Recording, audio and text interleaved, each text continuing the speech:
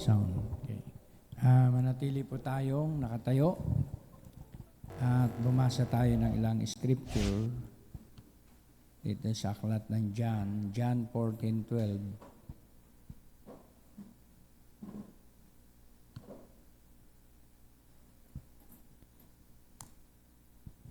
At Hebrews 13:8.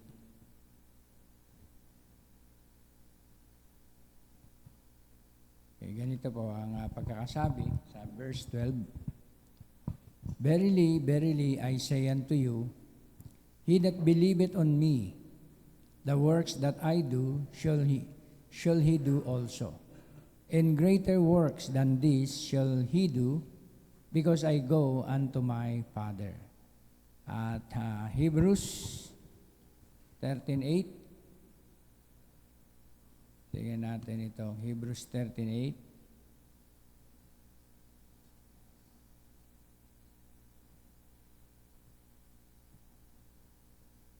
Okay.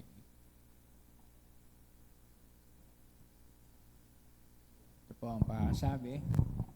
Jesus Christ, the same yesterday, today, and forever. Tayo po ay yumuko at manalangin. Hallelujah, mahabagin at mapagpalang Diyos. Marami pong salamat, Panginoon, sa muling pagkakataon na ipinagkaloob mo sa amin na makaparito sa iyong gawain, makapagpuri, makapanambahan, makapanalangin sa iyong bahay-sambahan at makinig ng iyong mga patotoo at mga aral. Katagpuin mo po ang lahat ng mga kapatirang pumarito. Lahat ng kanilang mga dalahin ay bigyan mo ng katugunan at patuloy kang maghayag, O Diyos, ng mga mensahe at kaunawaan sa iyong mga anak. Patuloy mong abutin, Lord, ang mga kapatiran at mga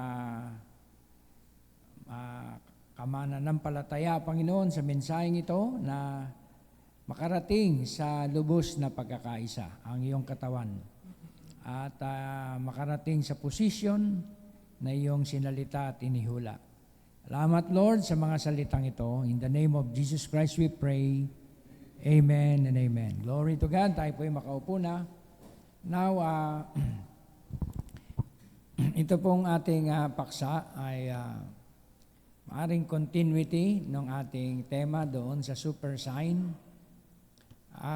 Ito yung mga scripture na madalas nating marinig sa prophet, no? Kapag siya ay nagpapasimula, no, ng kanyang mensahe, lagi niyang ini-introduce itong talatang ito, Hebrews 13:8, John 14:12, no? Lagi po niya yan, no? At yung tinatawag na St. Luke 17:30. At paulit-ulit po yan, no, sa kanyang mga mensahe. Lagi nating nakikita yung mga talata na yan sa Scripture, sapagkat yan po ang mga Scripture na pinupulpilled ngayon sa ating panahon. Amen. Hallelujah. Naganap na po yung Revelation 10:7, yun ang kanyang Scripture. Amen. Yung Malakay 4, yun ang kanyang Scripture. Pero pagdating dito, mga kapatid, sa John 14:12, amen, at yung Hebrews 13:8, ay scripture natin sa kapanahunan.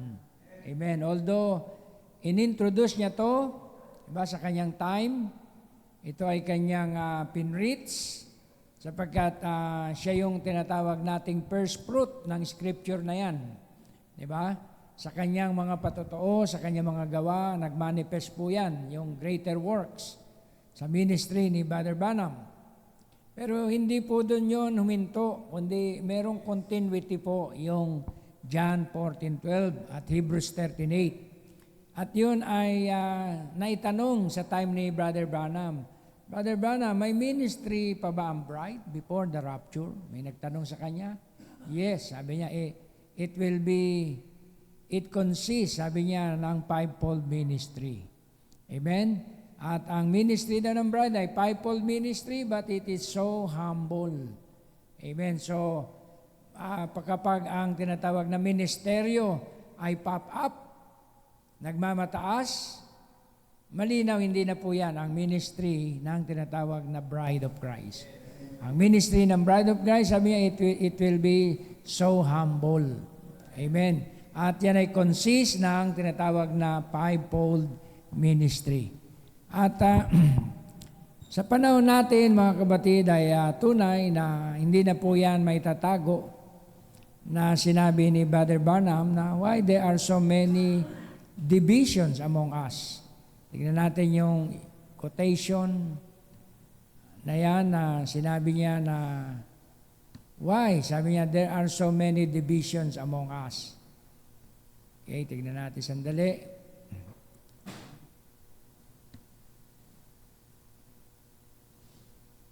Search natin.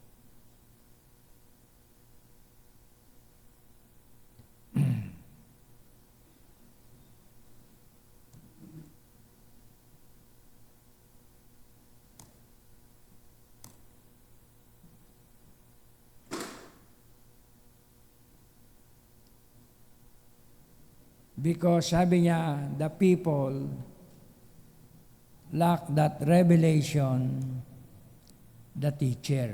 Diba? Tingnan natin, mas maganda yung word by word.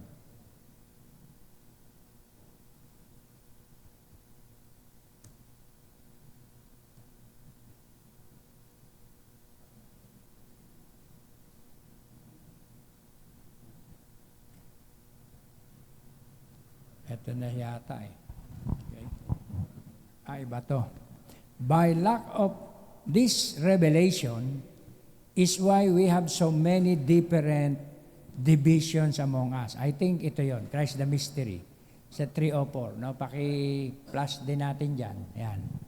Sabi niya sa 304, 1963, by lack of this revelation, particular, no? Na meron siyang pinipinpoint na revelation. By lack of this revelation is why we have so many different divisions among us. And so much mockery and so much divisions among us is because the people lack the revelation, see, they lack that revelation, the teachers. Kaya kung ating iakyat, mga kabatid, yung kanyang presentation, ano yung revelation na tinutukoy niya? Yung revelation of who He was, who He is, and who is to come. Diba? Kapag hindi po yun na nahayag, diba? Ay confusion na yun. Kung sino siya noon, kung sino siya ngayon sa ating panahon. Kung sino siya sa darating. Kaya sa 303, God is known by simplicity and of the revelation of Jesus Christ to the most illiterate person. See? Not your theology, it's a revelation of Jesus Christ. Amen? Yun yung particular, mga kapatid, na kaya maraming division, wala yung revelation na yon ni Jesus Christ. Upon this rock, I'll build my church. Kasi sa time nga ni Christ, tinanong niya yung mga alagad di ba? Sabi niya, sino ako sa inyo? Peter, sino ako sa inyo? Sabi nila, Panginoon, ikaw daw ay great teacher, ikaw daw ay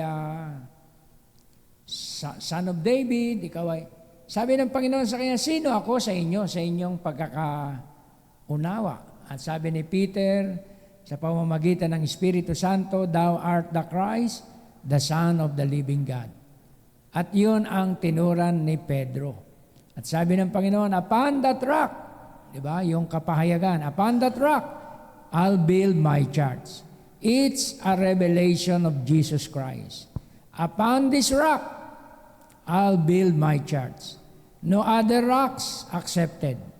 No other things accepted. No other Roman rock. No other Protestant rock. No other school. No other nothing.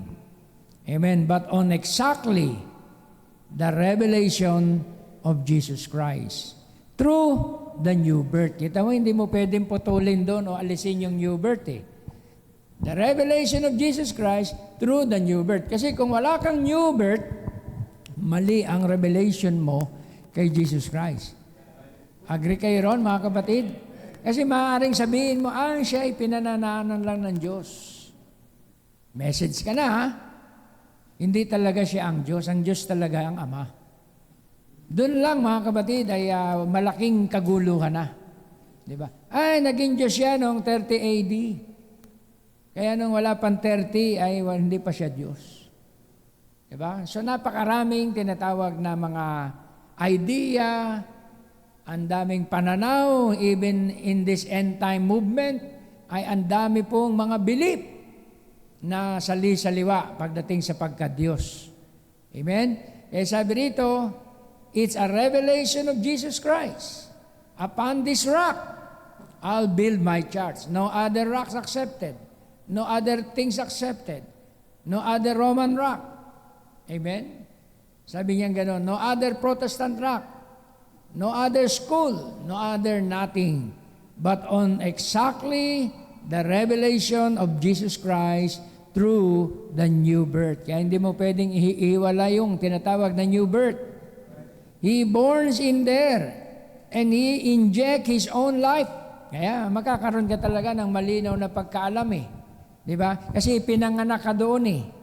At in-inject niya sa iyo yung kanyang buhay. Kaya imposibleng hindi mo siya makilala. Imposibleng hindi mahayag siya sa iyo. Di ba? Dahil ikaw ay pinanganak na maguli. He borns in there and He inject His own life. And your life is gone. Malinaw talaga. Tama talaga ang changing. Your life is gone. Kanino ng life yan? The life of Jesus Christ. Amen? And the life of Christ is protecting itself through you. Amen? With the preeminences. Paano pinoprotektahan? Amen? Yung buhay ni Kristo sa atin sa pamamagitan ng kapamahalaan. To the people that they see the very life, sa mga tao na kanilang nakita, na nasumpungan ang mismong buhay, and works, and signs, and wonders that He did, is doing the same thing through you. Kaya malinaw, yung mga ginawa niya, through signs, through wonders, through works, through lives, the same thing through you. Outside of that, the rest of it, it's not even called to at all. Amen? Kaya hindi po ma-impersonate ang life of Jesus Christ. Hindi ma-impersonate ang true new birth. What's God's great revelation? Unfolding. Ito ang dakilang kapahayagan ng Diyos na nalantad, nabuksan. By lack of this revelation, yun pala yung tinutukoy niya.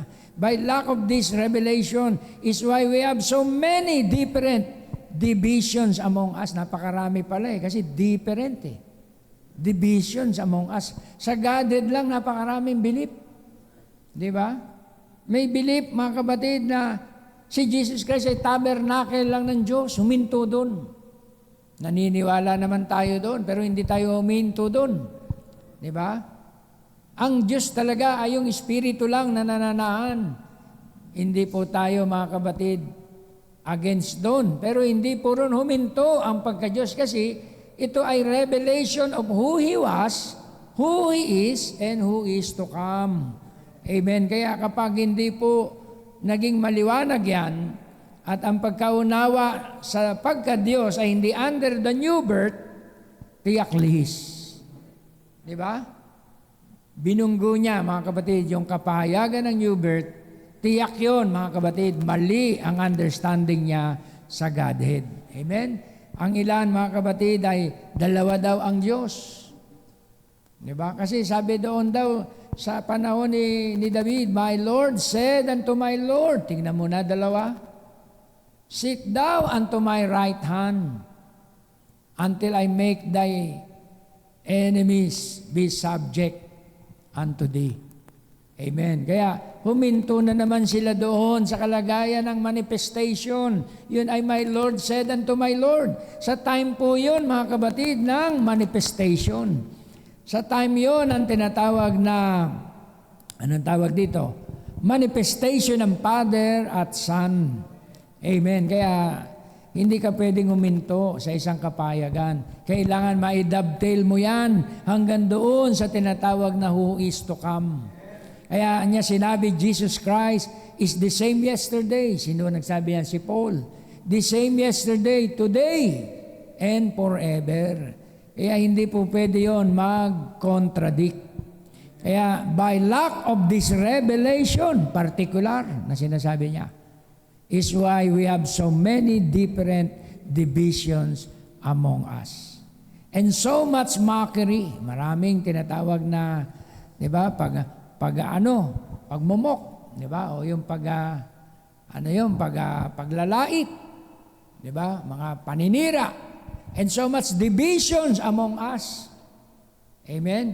Is because the people lack that revelation. See? And they lack that revelation. Sino yun? Sino yun nag-lack ng revelation? The teachers. Biruin mo, mga tagapagturo na lahat, di ba? Di ba? Sinabi nilang sila'y tagapagturo na, pero yung first principles of the oracles of God, mali pa rin. Di ba? Yung Godhead, mali pa rin. Kaya ano nangyari sa church, mga kapatid? Confusions and divisions among us. Paul, after his great revelation of Christ, said in 1 Corinthians, the 2nd chapter, be sure to read that as you write it down. What? Oh, he said, I never come to you with wisdom. Karamihan po na nagpe-present ng Godhead, di ba? Intellectual. Di ba? Intellectual approach. So, hindi daw mo matutumbok ang Godhead sa pamamagitan ng intellectual approach. Because sabi niya, I never come to you with wisdom. Look at that man who did have the wisdom. But look at that man who had the scholarship. I never come to you with them kind of words. Hindi daw ako pumaroon sa inyo sa pamamagitan ng ganyang uri ng mga mensahe. Can you say amen? I never come to you with them kind of words. Hindi ako napariyan sa inyo sa ganyang uri ng mga pananalita o mensahe. 1 Corinthians, the 2nd chapter of the 1 Corinthians, oh, I wish. Well, let's just read it. Amen? Ano po sinasabi doon sa 1 Corinthians, the 2nd chapter? Listen to this great apostle, Paul, the intellectual servant of God. Let's look at here. I, Paul, when I come to you, I came not with the excellency of speech. Hindi niya pala dinaan yon sa tono. Hindi niya dinaan, sino? Di ba? May mga gano'n nagpe-present. May mga kumpas pa. Di ba? Pinipilit na pagandahin. Di ba? Yung tinatawag na intonation o pati yung vocal cords. Sino? Di ba? Talagang mapapabilib ka buong buo. Pero hindi daw doon pumaroon si Pablo. Came not with excellency of speech, of wisdom, and declaring to you the testimony of God. I never said I am a doctor, so and so. See? For I am determined not to know anything among you, save Jesus Christ and Him crucified. Grabing kababaan, mga kapatid. Pero ngayon, ang mga tagapagturo, nagmamataas, nagmamapuri, nililip up ang kanilang sarili, at ipinapantay nila ang kaluwalhatian ni Jesucristo sa kanila. Hindi po pwede, mga kapatid. Sabi nga ng prophet, I must decrease. He must increase. Stay lang tayo doon, mga kapatid, di ba? Kaya hayaan natin ang Diyos ang mag-lift up sa atin. Hindi yung tayo ang magli-lift up sa ating ministry. Tayo yung magli-lift up sa ating doktrina. Hayaan natin si Jesus ang magsabi, nakita niyo ba si Juan? Anong ginawa ninyo nung ma-meet niyo si Juan? Di ba? Di ba hindi niyo hinalagahan? Dahil kasi ang kasuotan niya hindi admirable, hindi presentable, di ba? Para siyang isang kawayang, di ba, na niliglig, di ba? Ni-reject. Pero si John ay ang aking lingkod na pinili. Di ba? Sabi ng Panginoon, ang Diyos ang nagtaas kay John at wala pang naging katulad ni Juan. Di ba? Can you say amen? Kaya sabi niya nga, kahit napakataas na ng ministry niya, hindi ako karapat-dapat ni mag-alis ng panyapak. Di ba? Ng ating Panginoon. Grabing humbleness, mga kapatid. Can you say amen? Kaya ganun din si Paul. Parehas din, mga kapatid, ng tinatawag na anointing. Amen, ang dalawang ito. The same din kay Brother Branham. Minsan ayaw niya na magpatawag na pastor or elder. Just call me brother. Sabi niya, if you love me, call me brother. Amen. Huwag niyo nang tawagin akong reverend, so and so. Kasi yung iba pag sinabi, reverend. Ano yon? Si Brother Branham ayaw na nga niya. Sabi niya, just call me brother. Grabing humbleness, mga kapatid, ng propeta. Kaya mas okay na yon na ang Diyos ang naka-acknowledge, di ba? Sa kanyang mga testimony at mga gawa kaysa ang tao. Kasi pag ang tao ang nakapag-acknowledge ng iyong mga gawa at mga patotoo, tatanggapin mo na ang gantimpala sa tao. Tapos na ang reward mo. Di ba? Kasi binigay na sa iyo ng tao. Mabuting tao yan. Lahat na magsasabi, magaling yan. Mabait yan. Na-receive mo na yung reward mo sa tao. Pero yung mga humble, sometimes, hindi napapansin. Uy, nandiyan ka pala. Ang bihira. Kahapon pa ako rito, ngayon mo lang napansin. Ganun po mga kapatid, ka nobody. Kadalasan yung nagdadala ng katotohanan. Ang Panginoon nga sa sambahayan ni Simon may invitation letter pa. Lord, punta ka, great rabbi, dito sa aking bahay. Pagdating doon, hindi pinansin ni Simon. Hindi po si Simon Peter ito, ibang Simon ito, di ba? Hinayaan niya lang doon sa labas ang Panginoon, pero yung mga guest of honor niya, tuloy kayo. Meron magagandang upuan, dito kayo. Diba? At pagkatapos, binati ng banal na halik. Kasi sign of appreciation yun na talagang parang very welcome, warm welcome. Pero ang Panginoon doon sa gilid, hindi pinapansin. Ilang minuto ng Panginoon, hindi ko alam kung mga ilang tinakbo na sandali. Papabayaan ba ng Panginoon ang kanyang anak na malagay sa ganong sitwasyon at kahihiyan? Hindi. Kundi may isang nakarecognize na babae na makasalanan, Mary Magdalene. Ang Panginoon yun Ang Panginoon yun Na-recognize siya kaagad, mga kapatid. Umiiyak, Panginoon. Talagang nabulabog yung yung gathering. Panginoon. Binuhos yung pabango sa paanan ng Panginoon. Siyempre, umamo yun, kumalat sa buong auditorium. Wala siyang dalang tawel. Ang buhok niya, ang pinampunas niya doon sa paan ng Panginoon. Hindi, hinayaan lang siya ni Lord. Di ba? Kasi nabibilitil ang Panginoon doon sa time na yun. Kaya hinayaan niya lang ang matuwid na bride of Christ na gawin niya ang paglilingkod na yun. Pero mga hypocrite, Pharisees and Sadducees, tignan mo siya, tignan mo siya. Tumatanggap siya ng services sa mga ganyang klaseng babae. Kung makikilala niya lang kung gaano karumihan na si Mary Magdalene, ay baka ipagtabuyan niya at palabasin niya. Di ba? Sabi ng Panginoon, Simon, halika rito. Nabasa ng Panginoon yung puso ni Simon Meron dalawang nagkautang. Di ba? Isa ay napakalaki ng pagkakautang. Siguro mga 100 talento. Example lang yun. Pero yung isa, nagkautang lang na maliit na talento. Dumating ang time na ningil ang Panginoon para sa kanilang pagkakautang. Wala sila kapwa ibayad. Diba? Pero ang Panginoon ay mabagin. Ang Lord of the Vineyard. Sige, wag na kayo magbayad. Go home. Diba?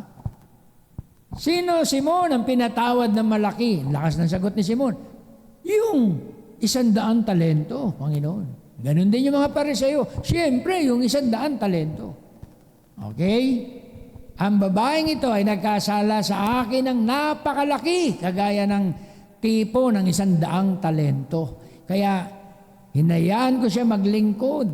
Kaya, siya ay pinatawad ng malaki. Kasi inuhusgahan ninyo, sinasabi niyo, patutot, harlot, di ba? Pero kayo maliit lang ang kapatawaran na tinanggap ninyo. Di ba? Kaya sa services, yung talaga mga taong maraming pinagdaanan sa buhay, mabigat po ang paglilingkod niyan. Di ba? Hindi po basta-basta yan na sumusuko, di ba? Hindi po yan basta-basta gumigive up. Kaya yung babae, malalim ang paglilingkod. Pero si Simon, mababaw lang ang paglilingkod niya sa Diyos. Di ba? Pinatuloy niya ang Panginoon maring hanggang hanggang porch lang, hanggang living room lang. Pero yung babae, ang paglilingkod niya ay hanggang 3 realms. Body, spirit, and soul. Ganon din po sa ating panambahan, di ba? Pag nag-praise and worship na tayo, nasa iyo yun eh. Kung hanggang saan mo pa papasukin yung Espiritu ng Panginoon habang nag-aawitan tayo. Di ba? Naramdaman ko, maano sa aking ulo. Pinapasok mo ba ang Espiritu ng Panginoon? Pinapasok ko hanggang Spirit realm. Kaya nga naiyak ako eh. Hanggang hindi mo na makontrol ang emosyon mo. Pag bumuhos talaga yung Espiritu ng Panginoon, kahit punasan mo ng punasan yan, punasan mo na, tutulo at tutulo yan. So hayaan mo na lang. Kasi ang Espiritu ng Panginoon, tinatouch na yung feelings mo, yung emotion mo. Hayaan mo pa rin siyang bumaba hanggang sa soul mo. At kapag siya'y bumaba doon sa soul mo, ikuquicken niya. Yun tinatawag na binhi, predestinated in God. Ano mangyayari? Ikaw ay maboborn again. Ikaw ay mare-resurrect. Can you say amen? At ang tunay na pagsamba, ang tunay na paglilingkod, ay maiaalay mo sa Panginoon. Kagaya ni Mary Magdalene. Can you say amen? Na hindi siya nahihiya. Sabi niya, sabihin na ninyo kung ano ang sasabihin niyo sa akin. Pero ang Panginoon, hindi man lang nyo welcome. Di ba? Lord of the harvest. Di ba? The author and finisher of our faith. Ginanyan nyo lang. Can you say amen? Kaya yun po ay malaking kahihiyan kay Simon. Can you say amen? Pero ang mga true bride of Christ ay pinapapasok nila ang Panginoon sa malalim na paglilingkod. Can you say amen? Hindi mababaw, mga kapatid, na paglilingkod. Kaya greater works will follow. Now, yung greater works, mga kapatid, hindi po ibig sabihin, magmayabang ka, sabi mo, mas marami ang nagawa ko kay Lord. Ay, nako, blasphemy yun, mga kapatid. Pag sinabi mong kahit wala siya, di ba? Pag wala ang bride, wala din siya. Huwag mong ganunin, mga kapatid, dahil tayo ay attribute lang niya, bahagi niya. Siya pa rin yung pinaka-headship.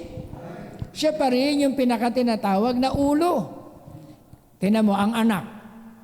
Nung may pasakop na sa anak ang lahat, di ba? Sa anak. Ang anak naman ang sumuko sa ama. Ibig sabihin, meron talaga siyang pinaka-preeminence. So tayo ay tipo ng anak.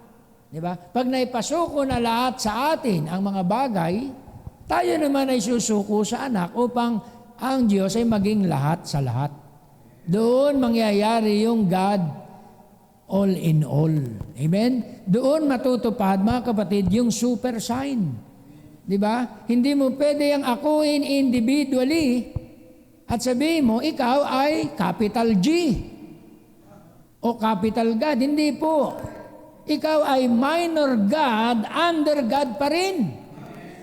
Can you say amen? Si Ada, mga kapatid, ay minor God on earth, under God. Hindi po niya sinabi siya ay God, object of worship, hindi. Siya yung tinawag na minor God on earth, under capital God, which is Christ. Diba? Na siyang tinatawag na all in all, na siyang overall God. Sabi ng Romans, who is the overall God? Sino po yung overall God? Si Christ. Now, ito po ay super sign. Sa time, mga kapatid, ng birth ni Christ, Word made flesh. In the beginning was the Word was with God, and the Word was God, and the Word was made flesh and dwelt among us. Super sign. Amen. God in flesh. God becoming tangible. Super sign na yon. Di ba? Kapag ang Diyos ay naayag sa laman, ang Diyos naglakad sa dalawang paa, yun ay super sign. Ang Diyos ay nakausap mo, ang life giver in the form of a man, super sign. At na-meet ni Abraham ang super sign sa kanyang time, si Melchizedek. Di ba? Pag na-meet mo ang Diyos at bisita mo ang Diyos, ano ang ibibigay mo, mga kapatid, sa Diyos na pinaka parang appreciation mo? Yung pinaka-the best mo. Yung pinaka-the best na baka, di ba? Ang kinuhanan ni Abraham ng milk. Yung pinaka-the best na alaga niya, yun ang sinerve niya doon kay Melchizedek. Hindi po niya bibigyan yun, mga kapatid, ng partial lang na kaloob. Ang ibibigay niya ron ay yung buong puso niya. Can you say amen? Kasi na-recognize niya na ang bisita niya ay super sign. Amen. Kaya nang dumating din yon sa panahon ni Jesus Christ, hindi siya na-recognize.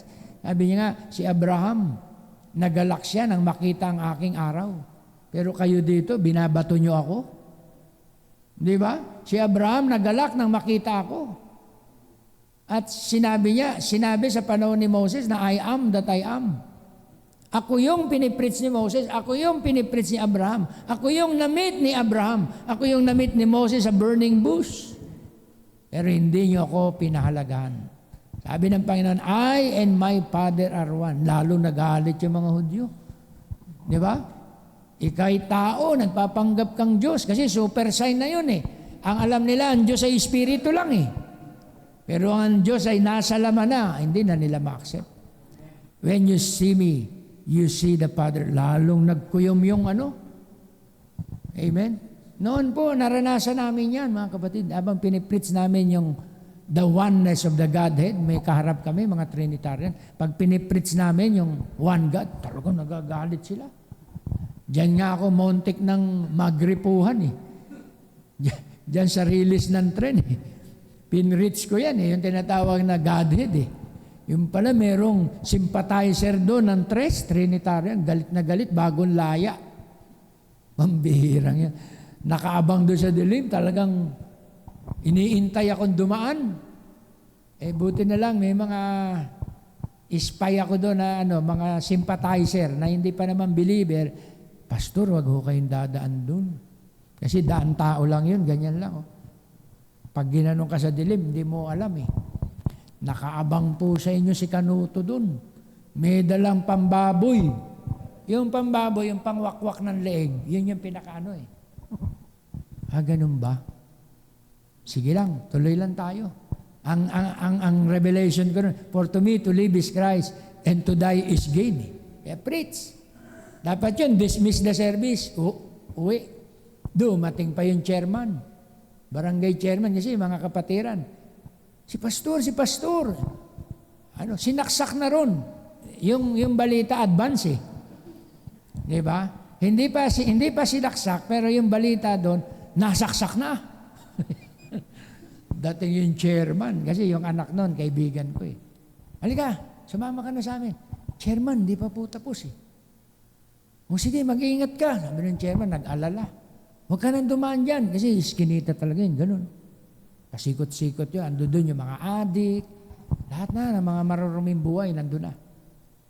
Shortcut kasi yun eh, kahit pasikot-sikot. Sabi ng mga kapatid, dito ka na dumaan. Naalala ko ang Panginoon, umikot din pala. Minsan inaabangan siya ng mga Pariseo at Saduseo na galit sa doktrina niya, umikot ang Panginoon. Sabi ko, hindi naman pala masamang umikot. Maaaring hindi pa dito tatapusin ang aking ministry. Lumabas talaga. Lumabas. Kasi yung tagal ko, hindi dumadaan doon eh. Nagsiservice kami, closing service na eh. Awitan na, nagigitara ako eh.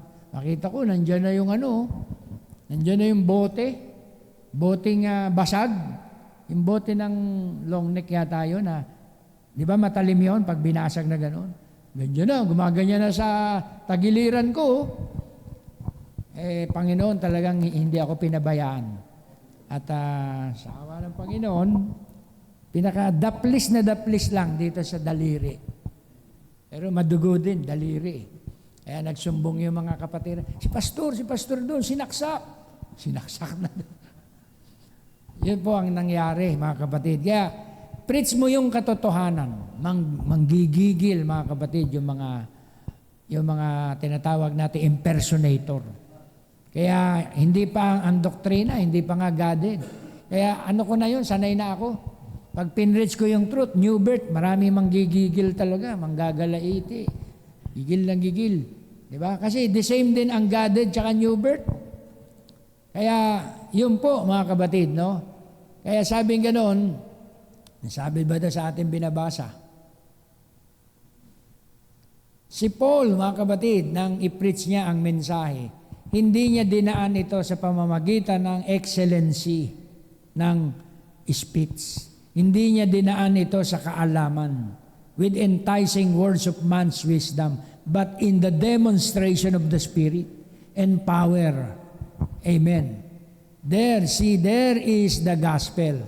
Jesus said, "Go ye into all the world." The gospel. And did not say, "Go teach." He said, "Go and preach." In other words, demonstrate the power. Iba pala yung go and preach, tsaka go and teach. Iba. Diba? Hindi niya sinabihin, go and preach the gospel. Means demonstrate the power. And these signs shall follow them. Just teaching does not do it. It takes the actual Spirit itself demonstrating these signs. Amen. Kaya ang sabi niya, the works that I do, you shall do also. And greater things than this shall you do. Then sabi ng prophet, more works. Kasi maiksi lang ang panahon ni Christ, 3.5 years lang siya. Di ba, ang Son of Man. Pero ang ministry ng bride, napakahaba. Kaya more works. Sa panahon pa lang ni Brother Branham, bride age na rin yan eh. Di ba, meron ng manifestation yan. Kaya more works. Pero hindi po ibig sabihin hinigitan. Hindi hinigitan. Amen. Maraming mga accomplishment, maraming mga gawa dahil more time, more works. Amen. Kaya pansinin nyo mga kapatid, ang Espiritu sa huling kapanahonan na to ay ibang-iba doon sa panahon ng ating Panginoon. Di ba? Kapag Son of Man ministry, amen, ang dinala, pansinin mo, huwag kang padadala sa lingwahe o sa term, Son of Man kami. Son of Man kami. Give them a word test. Ano brad na Son of Man yan dinideliver nyo? Pag na-discern mo, nang tinuturo niya, sarili niya lang, wala nang iba, siya lang, tapos na mga kapatid. Impersonation na yun.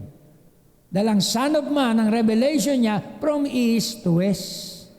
From west to east. From north to south. Ang revelation niya ay worldwide. Can you say amen? Kaya yung revelation na nireveal ng Diyos sa ating kapatid, Brother Branham, ay worldwide. Di ba? Yung pinipreach yung Son of Man, worldwide yun. Hindi lang sa isang lugar yun, sa Jeffersonville. Ngayon, pinipreach na rin dito sa atin, sa east. Di ba? From west to east. From east to west, nagpunta doon sa Amerika ang mensahe. Galing sa Jerusalem, di ba? Then from West America, bumalik uli sa East. Kaya yun ang palatandaan ng Son of Man ministry. Kaya tingnan natin dito sa quote at hindi na po tayo masyado magpapakatagal. Tingnan natin dito sa it is the rising of the sun. If He is still God, He can use my lips to speak the same words that He will do. Because He has no lips but mine and yours. Do you believe that? Diba? God is a spirit. Kaya ang ginamit niyang lips ngayon, ikaw at ako. Kaya kung ang lips mo, gagamitin mo na ang pagchismis, alam mo ba? Yung buhay nung kapatiran doon, ganun eh. Ganun yun eh. So mga kapatid, kung nasa panahon lang tayo ng medieval, lalagyan niya ng anong tawag dito, ng bakal. Diba? Ng plangka, ng bakal para parurusahan, mga kapatid. Yung iba, nilalagay sa upuan, nilulublob sa tubig, parang panahon ng Pag nilubog ka ron, mga kapatid, ewan ko, kung maibuka mo pa yung bibig mo doon. Diba? So, ang ating mga labi, dapat lang ibuka sa pamamagitan ng mensahe. Sa pamamagitan lang ng patotoo. Kaya sabi niyang, ng ganito, ng quote na ito, He can use my lips to speak the same words that He will do because He has no lips but mine and yours. Yung atin daw mga labi. He has no eyes but ours. Kaya ang mata na yan, binigay ng Panginoon para makakita ng mga patotoo at blessing. Hindi makakita ng mga kahinaan si brother. Oh. Diba? Hindi po mga kapatid, para maging sniper ka ng mga kahinaan at weaknesses. Ang sinin niyo si pastor, hindi masyadong, diba? Hindi ako masyadong nagbibigay ng tinatawag na panahon sa mga kahinaan. Can you say amen? Kaya ang gawin natin mga kapatid, kapag may nakita tayong kahinaan, ang bawat isa sa atin, ipag-pray. Can you say amen? Kasi ang gusto ng kaaway, ang kahinaan natin ay ikahulog natin. Huwag po natin yun hayaan. Kaya He has no eyes but ours. So He just comes down and operates His church through our body. Yung body na natin ang ginagamit. You believe that? Congregation says amen. Operates Himself. That's what He said. The works that I do, you shall do. The same, is that right? The same works you shall do. That was the works He did to prove He was Messiah. Now, if He is Messiah, and He is, then that being true, then He does the same works. Right now, through His church, hindi po tinatawag na greater than He. No, mga kapatid, kundi same works. Kasi pag same works, ang kapurihan sa Diyos pa rin. Diba? Kung may himala, Jehovah Jireh yun. Diba? Kung meron tinatawag na great provision, laging nakakapit yung pangalan niya, Jehovah Jireh. The Lord will provide. Pansinin niyo mga kapatid, lahat ng blessing, di ba? Jehovah Nisi. Pag may banner, di ba? Pag mayroong identification, pagkakakilanlan, laging nandun yung pangalan niya na Jehovah. Jehovah Nisi, the Lord our banner. Di ba? Lagi siyang kasama, mga kapatid, doon. Kaya huwag iiwalay ang kanyang pangalan sa kapurihan. Kasi hindi natin kapurihan yan ay kapurihan niya. Kaya doon natin masasabi, the works that I do, you shall do also. Doon niya sinabi yun. And greater things than this shall you do. Bakit? Because I'll go to the Father. Maiksi lang yung time niya. Babalik agad siya sa Ama. 3.5 years lang siya. Can you say amen? Pero ipagpapatuloy natin yung kanyang mga gawa. Kaya merong quote si Brother Branham, the continuation of the book of Acts. Tayo po yun, mga kapatid, ang magpapatuloy na mga gawa na yon.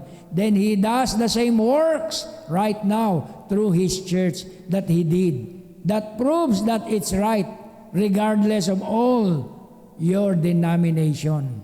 Kasi ngayon, ang mga churchgoer, ang nililip up nila, ang church nila, ang bait ng church namin. Ang church namin malaki. Ang church namin great provider. Ang church namin ay well-known sa buong, puro church lang nila sinasabi nila. Hindi na nakakapit, mga kapatid, kay Christ.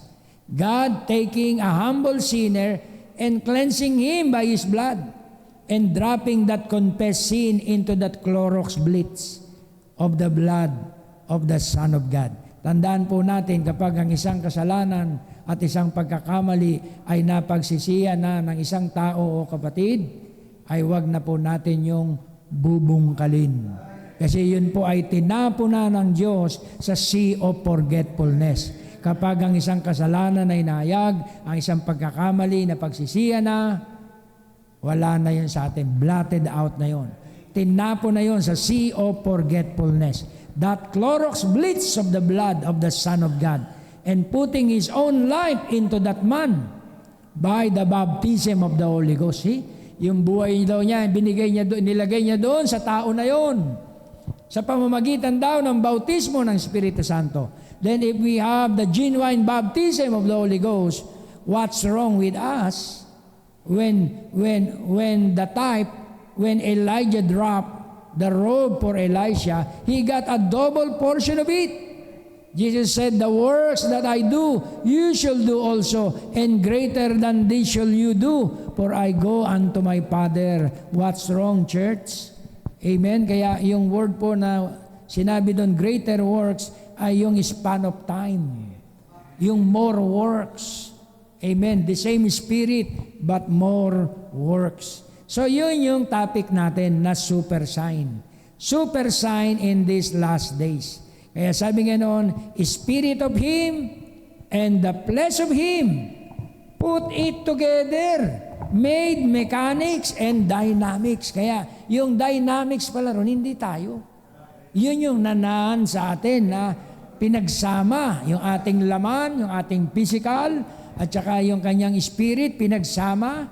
She had taken the spirit, the feminine spirit from Him, and the flesh from His side. Pansinin mo, meron pang feminine spirit from Him eh. Diba? Yun yung nananaan sa bride. Meron ding masculine spirit from God.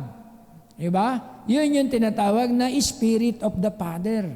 Diba? Yun yung nananaan, mga kabatid, kay Kristo. Yun yung nananaan kay Kristo. Masculine and feminine nananaan kay Kristo.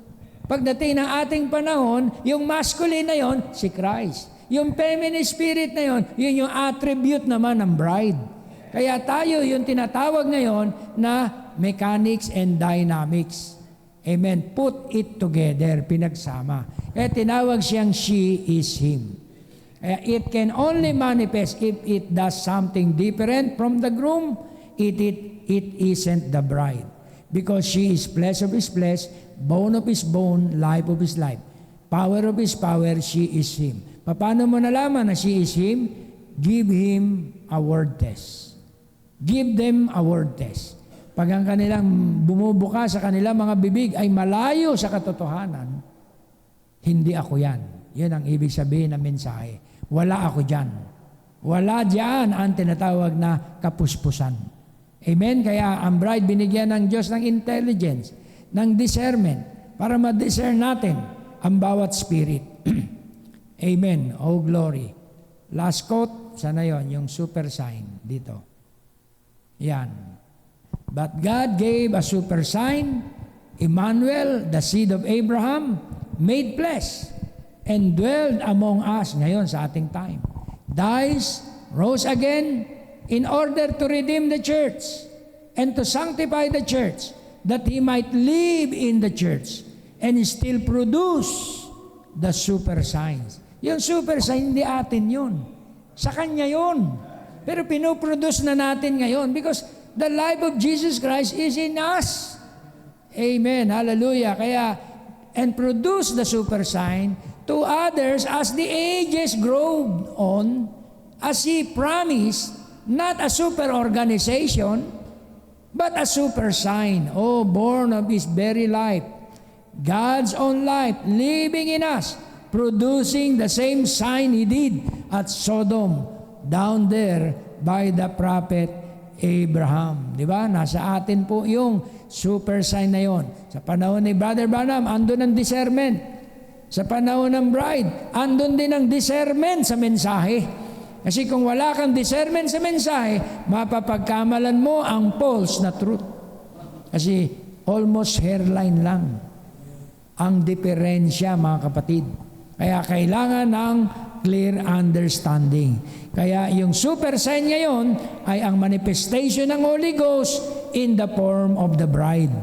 Amen. Yung bride and groom ngayon, meron na ngayong invisible union. Kaya pinrich ni Brother Branham yung invisible union of the heavenly bridegroom and the earthly bride. Kaya kung meron mang kaluwalhatian na nahayag, yun ay kay Christ. Amen? Kung meron mang kapurihan na nakita, yun ay kay Christ. Diba? Kaya you can do all things to Christ who strengthen us. Can you say amen? Kaya give the glory to Jesus. Lahat ng kaluwalhatian na yan ay ibalik natin sa Panginoon. So God bless you all. I hope nakita niyo po yung super sign Yun yung God and man became one here sa ating kapanahunan. Kung may mga